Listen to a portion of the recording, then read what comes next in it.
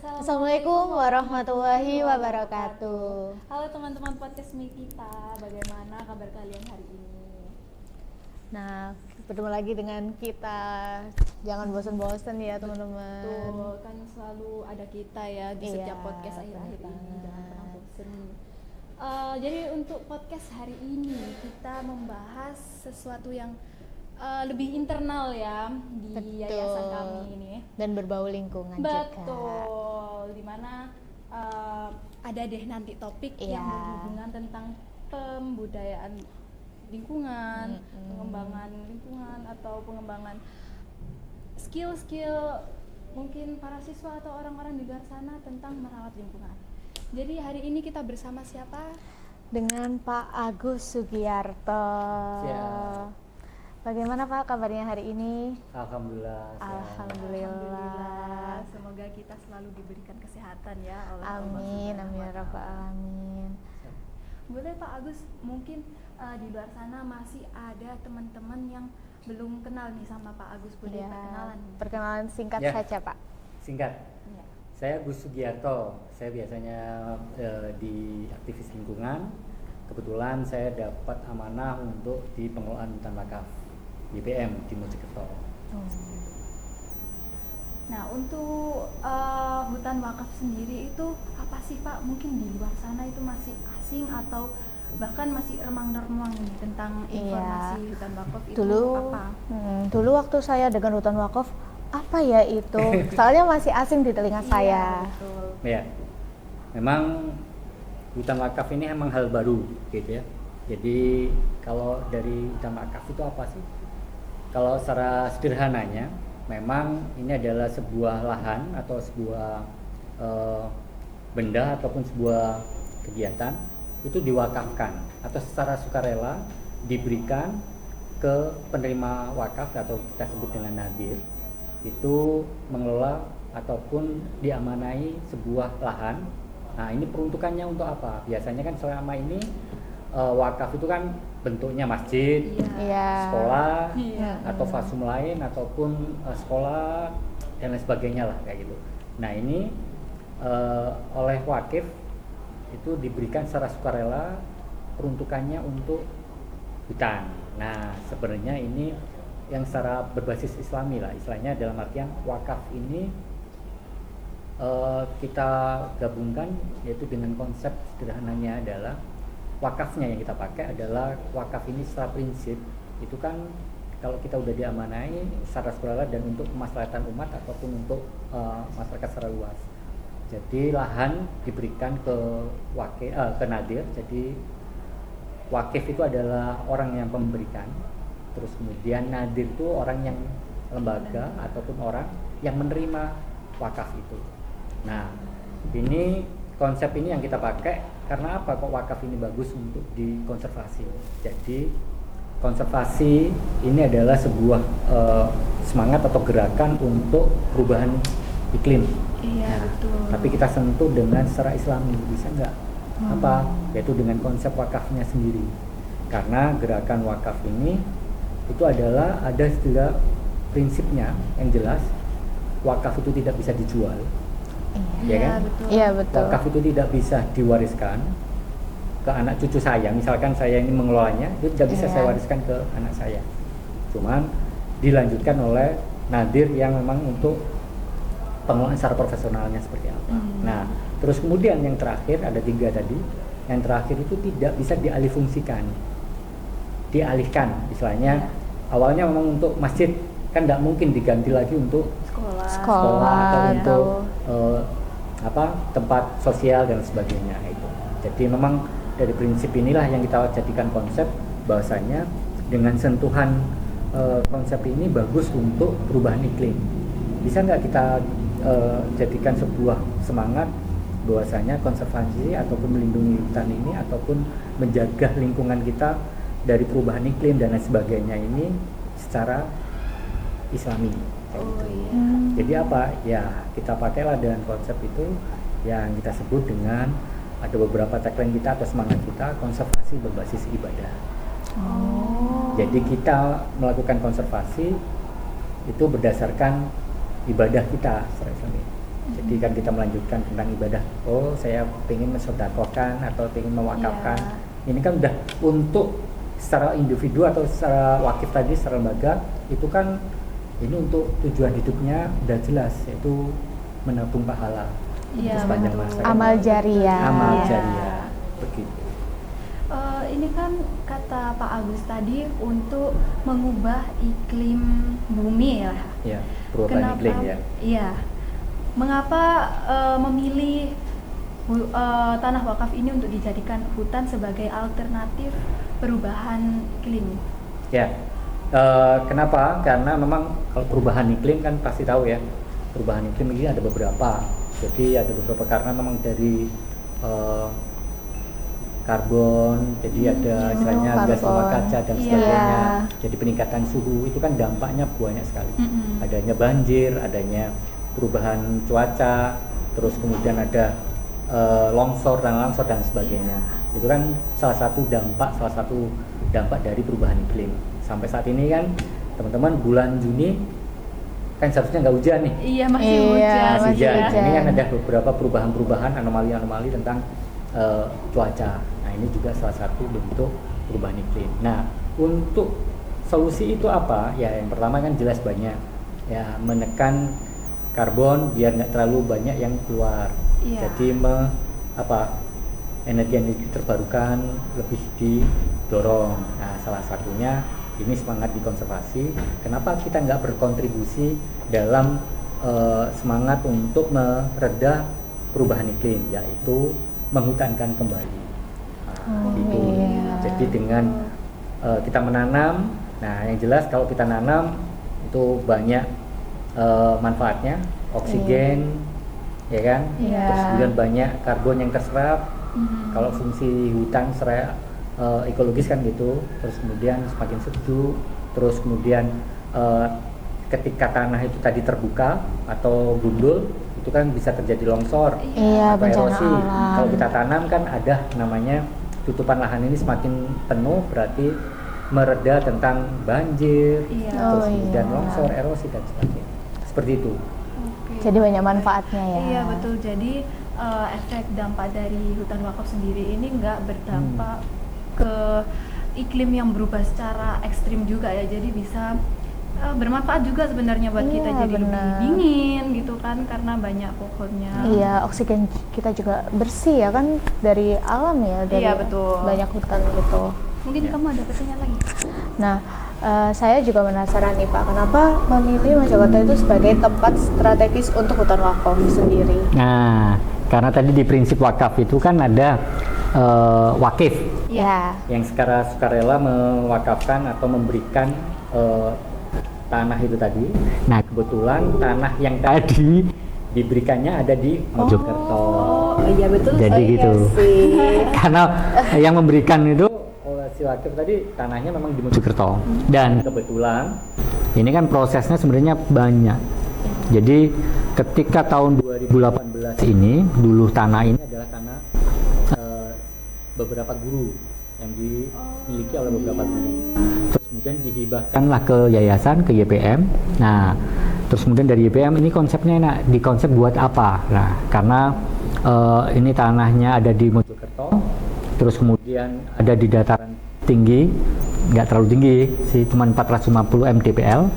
Nah, kemudian kita identifikasi, lah ini kok cocok dengan lahan-lahan ini, lahan kritis kayak gitu. Lahan-lahan ini bukan cocok ya, istilahnya lahan ini perlu penyelamatan karena lahannya kritis. Awalnya itu adalah ladang dan memang terlalu curam, terus kemudian ada potensi dulunya ada mata air. Nah, kalau musim hujan ada muncul, cuman kalau di bulan Mei udah hilang. Jadi kalau musim hujan itu muncul. Nah, ini yang kita jadikan beberapa faktor bagaimana kalau tidak kita wakafkan saja. Nah, dari tanah hibah itu dikembalikanlah ke guru. Kenapa nggak diwakafkan saja menjadi tanah wakaf, tapi dikonsep dengan ini untuk hutan. Iya. Dikembalikan lagi fungsinya lahan kritis tadi ke fungsi hutan. Betul. Jadi gitu. Kenapa kok milih di Mojokerto? Ya karena lokasinya di sana dan memang lahan kritis. Nah, kenapa nggak dikembalikan aja ke itu? Loh, kenapa kok nggak dibuat masjid? Wah, kan terlalu tinggi, terus kemudian jauh dari perkampungan ya. Nah, kan nggak bisa. Jadi memang dari unsur wakaf juga kita harus mengidentifikasi peruntukannya wakafnya untuk apa, seperti itu. Jadi itu Kembalikan lagi ke fungsinya ya, agar bisa bermanfaat juga. benar banget. Ini tadi saya dengar-dengar tentang barang-barang yang dikelola dari hutan wakaf sendiri, kayak kopi gitu. Nah, memang. Terus buah-buahan. Dan Nah, masih banyak lagi juga. karena memang di hutan wakaf ini kan ada beberapa fungsi atau tujuan lah. Manfaatnya apa aja? Manfaat secara hidrologis. Yang pertama bisa memunculkan mata air, ya kan? Secara ekologis mengembalikan ekosistem yang ada, ya kan? Keanekaragaman hayatinya semakin meningkat dan lain sebagainya. Terus kemudian, nah biar manfaat ini terasa langsung dan dikelola dengan baik secara keberlanjutan, yang jelas hutan itu harus memberikan manfaat secara langsung ke masyarakat sekitar juga. Nah, hutan itu kan ada beberapa hasil hutannya, itu yang di konsep memang hasil hutan bukan kayunya. Jadi kita nanam bukan dipotong, Untuk buahnya. hanya buahnya saja dan oksigennya yang kita jadikan kebermanfaatnya. Nah, hasil hutan yang bukan kayunya inilah yang kita berikan langsung kepada masyarakat. Nah, biar lebih efektif, kita tidak langsung membuat komunitas baru ataupun kelompok yang ada di masyarakat sekitar, tapi kelompok yang sudah ada di desa. Secara sosial kan ada lembaga-lembaga sosial yang sudah ada di desa. Nah, kebetulan kita karena di YPM ini berafiliasi di NU, ya kenapa nggak ranting NU aja di situ, mumpung ada program hutan wakaf ini ya, yang menerima manfaatnya setiap panen buah-buah yang ada, karena ada. Jadi di hutan wakaf ini kan kita konsep hutan lindung, terus kemudian tanamannya jenisnya kita konsep dengan hutan rimba campur. Jadi tanamannya itu yang sekarang nilai ekologisnya dapat, hidrologisnya juga dapat, ada manfaat buahnya juga dapat. Jadi apa, banyak macam-macam. Ada buah pohon beringin itu yang kita ngikat tanah dan sebagainya biar muncullah nabung untuk air, ya muncullah secara hidrologisnya muncul mata air.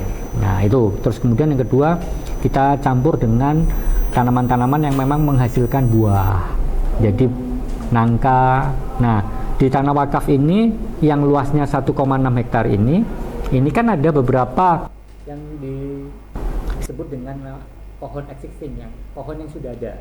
Dulu ada 4 jenis, ya 4 jenis, ada durian, mahoni, jati, apukat. Nah 4 jenis ini yang sudah ada dulunya, memang sudah ada.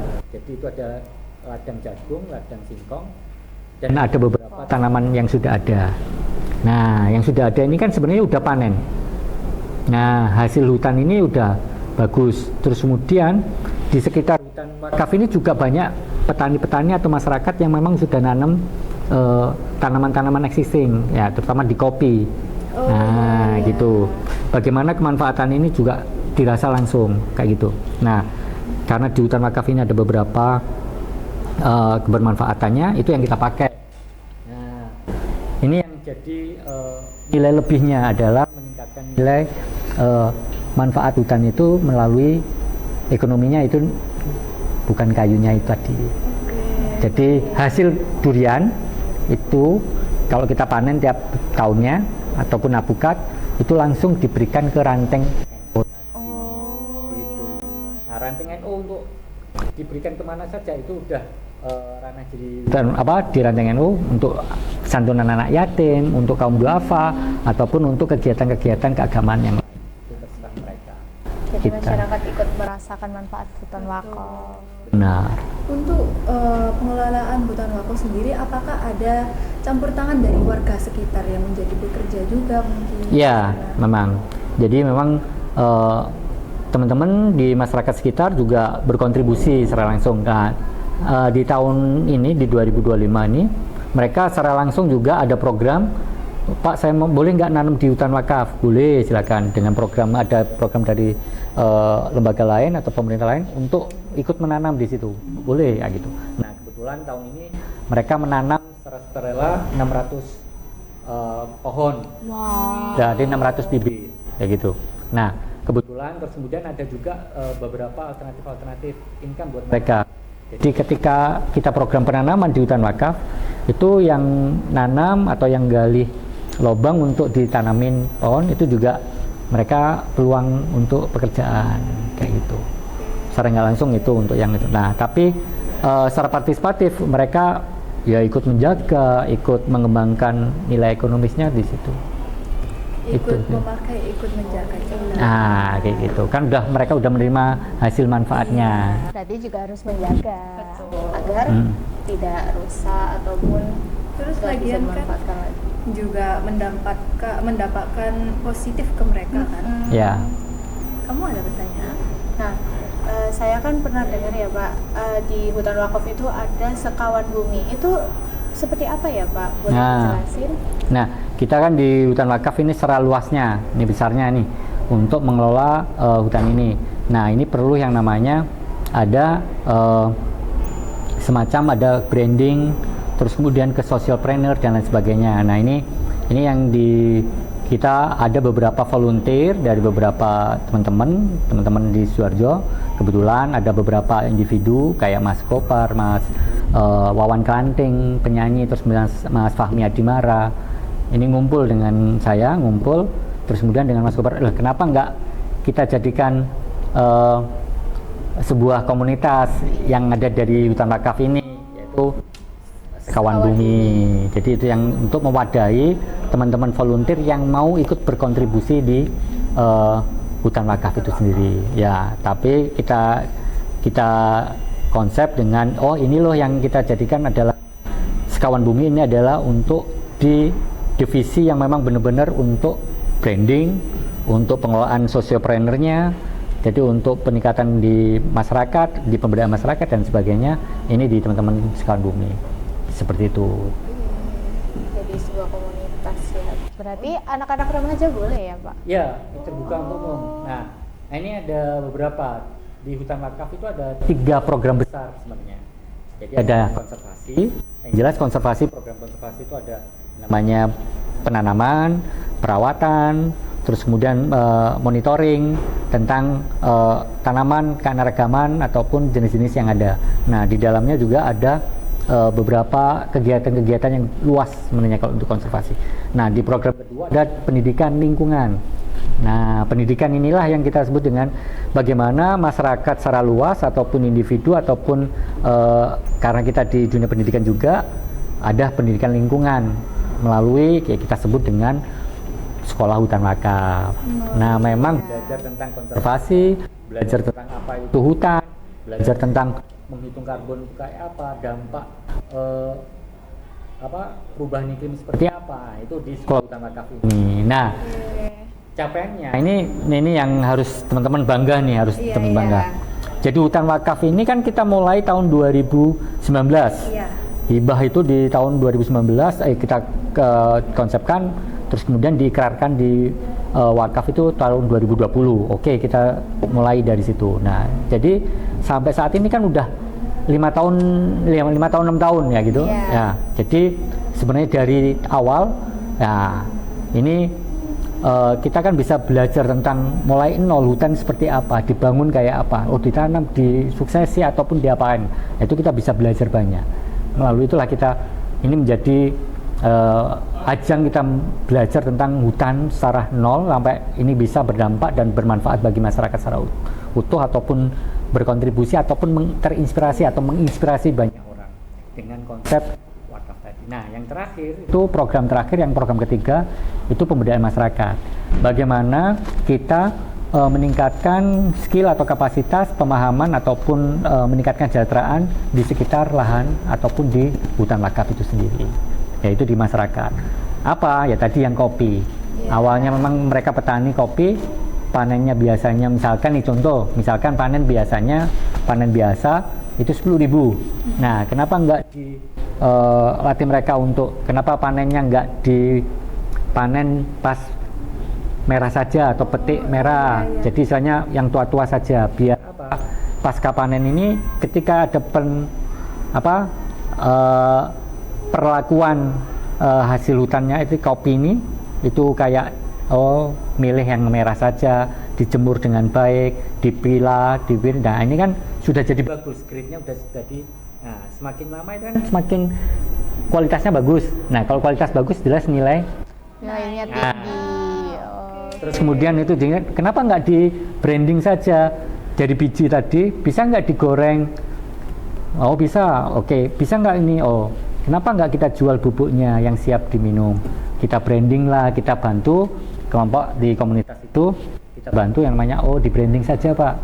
Kita bantu mereka sampai dapat NIB, nomor induk berusaha, ada sertifikat halalnya, kita brandingkan namanya Kopi Sari Pakem. Oh, namanya apa ini Pak? Oh, Kopi Sari Pakem aja Pak, karena kita ada mata air Pakem di sini, ada di sini. Nah, kan mereka kami kan hanya mendampingi mereka untuk biar produk ini naik kelas. Awalnya 10.000 jadi berlipat-lipat, karena memang proses kerjanya juga panjang. Di sini gitu. juga jadi membuka lapangan kerja. Kan meningkatkan alternatif income-nya lebih tinggi lagi. Gitu. Nah itu jadi ada 3 program ini yang jadi program konservasi, program pendidikan, program pemberdayaan masyarakat. Ini banyak aktivitasnya. Nah kebetulan kemarin ada beberapa anak-anak sekolah nunggu biar nggak gabut nih. Boleh nggak saya gabung saya itu? Loh kenapa nggak magang aja ke kami? Loh apa aktivitasnya? Kamu kemarin ada anak SMA WH itu loh banyak, kamu mau melakukan apa? Nah kami perlu yang namanya identifikasi serangga. Kamu mau nggak kayak gitu? Nah ini kan udah ajang untuk penelitian, untuk aktivitas-aktivitas positif, biar kalian nggak megang handphone, aja TikTok saja. Nah itu kan bagus, kegiatan-kegiatan positif yang sangat punya nilainya lebih. Apa tahu tentang banyak ya serangga, tahu tentang ekosistem, bikin tulisan, bikin artikel sampai disajikan ke khalayak umum. Ternyata di hutan wakaf itu banyak keanekaragaman hayatinya khususnya di serangga. Kayak gitu, itu kan aktivitas banyak. Apalagi kalau teman-teman pengen, Pak, kamu sekarang apa nih? Ke jurusan apa? Di kafe. Di kafe. Nah kan bisa aktivitas di kami. Apa? Branding. Pak, branding. Nah kan gitu. Jadi sebenarnya di hutan wakaf ini programnya banyak sekali, banyak. Dari A sampai Z bisa. Karena memang di masyarakat itu kan langsung sesuai dengan kebutuhan apa yang ada di dunia kerja ataupun di secara umum di masyarakat kehidupan. Itu sih. Terus juga kegiatan positif ini juga nggak berdampak di hutan wakafnya aja ya, maksudnya di lokasi hutan wakafnya aja, karena di beberapa sekolah YPM di luar sana termasuk SMK YPM 3 ini kita ada program kegiatan GNK atau yang biasa kita sebut gerakan nyemplung kali. Nah itu yang melaksanakan juga anak-anak SHW loh. Benar.